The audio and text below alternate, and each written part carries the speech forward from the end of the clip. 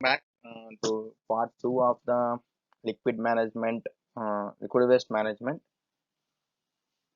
So in previous part we have discussed physical treatments used to treat the liquid waste that is generated from food processing industries.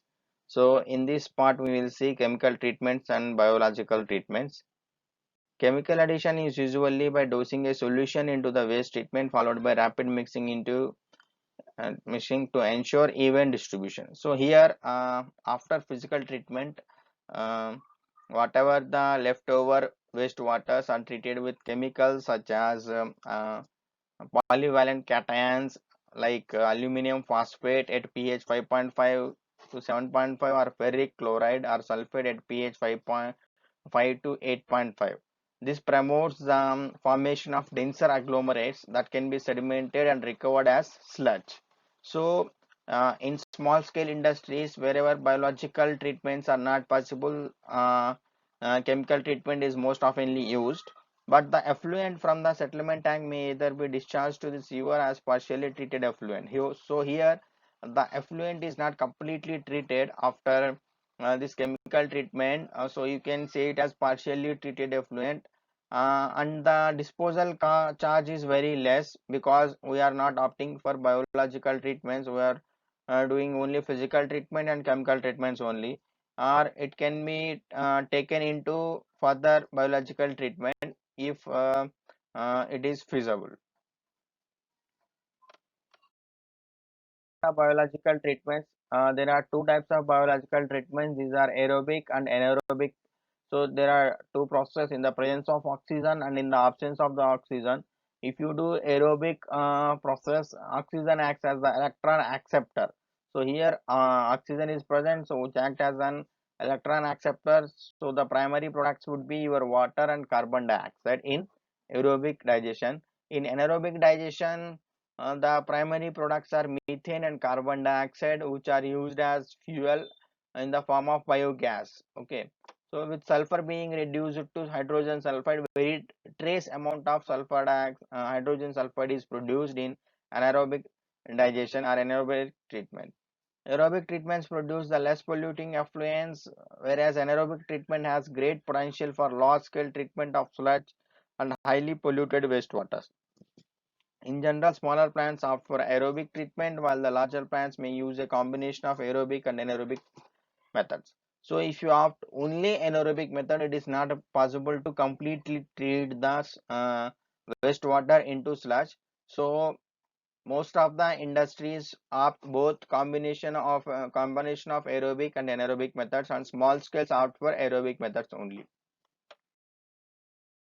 So here you can see classical aerobic wastewater treatment in the slide.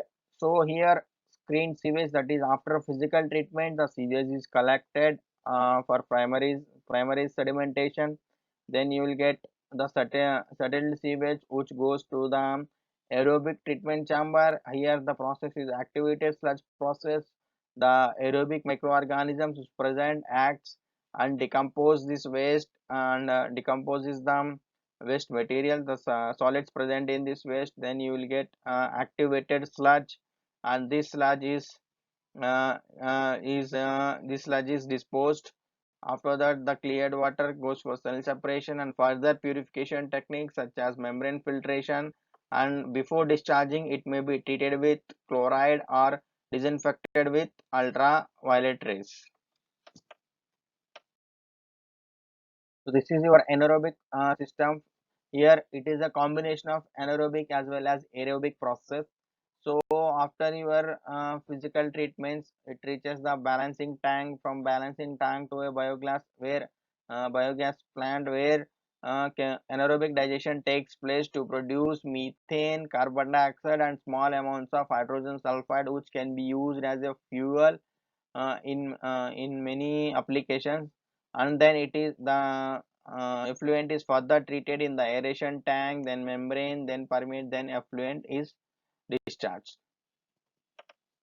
So these both process in upcoming lectures we will discuss in detail. If you compare this both aerobic and anaerobic processes, capital cost is lower for aerobic processes compared to anaerobic process where it is high energy cost is medium to high net output depending upon this biogas generation. Influent quality can be flexible. It requires demanding quality of influent. It should be there should be high input of your influent.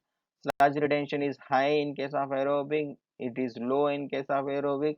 Effluent quality potentially good in case of poor anaerobic process. It is poor. That is why after anaerobic, aerobic process are done to improve the quality of the sludge or effluent. Sorry.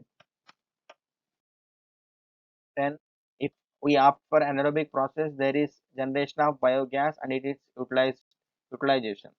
So gas collected from anaerobic treatments contains primarily methane and carbon dioxide in the ratio varying from 1:1 to 3:1 with traces of hydrogen sulfide and other volatiles. So it can be used as a fuel. Normally collected in a floating dome gas holder at relatively low pressure of 1.02 plus or minus zero point 0.5 kilopascal. So the pressure. So here in this diagram you can see it is a co-digestion process where they try to improve the generation of this biogas. The capacity of the gas holder depends on the output from the digester, that is anaerobic digester, and whether the gas is used constantly or only during the part of the day. Gas may be used in boilers to raise steam or in CHP engines which is used in fermentation temperature, or gas can be used as a fuel uh, to operate the other equipment. So here I have given a simple example. So this is the percentage of biogas utilization that is generated from wastewater treatment plants that those producing biogas in United States. So if you look at this, around 50% is goes for power generation and 27% for building heating, 49% for digester heating the digester itself, and 1 for pipeline injection, 8% for driving machinery. Sludge. So after the treatment of this liquid waste, the remaining solid settle down as sludge. That is termed as sludge disposal. Sludge production is a major problem with both aerobic and anaerobic processes in terms of both their immediate offensive nature and the potential for pollution. If agriculture land is nearby, it may be economic to dispose of the unconcentrated sludge direct to the land, preferably by injecting underground. So sludge can be disposed to the nearby lands. In many cases, it is necessary first to concentrate or thicken the sludge. This may be carried out by gravity settlement for 2 to 5 days. So sludge can be settled down by using simply gravity settlement in settling tanks, sometimes aided by the addition of polyelectrolytes which can be used as settling aids. So disposal of sludge has been used to aid bioremediation of contaminated lands because the sludge contains huge amount of nutrients, so it can be used to remediate the contaminated land where its nutrients and humus help raise the activity of the soil bacteria. It has also been useful in raising the productivity of the poor soils often used for forestry because of its nutrient content, with further dehydration such as belt drying. So by belt drying is used to dry your sludge, and it can be used potentially mixed with straw and composting so that it can be used as a fertilizer. So these are the various methods to manage the liquid waste that is generated from the food processing industries: physical treatments, chemical treatments, biological treatments, both aerobic as well as anaerobic processes. So with this we will conclude, that is liquid waste management. Uh, Methods to manage the liquid waste that is generated from food processing industries. Thank you.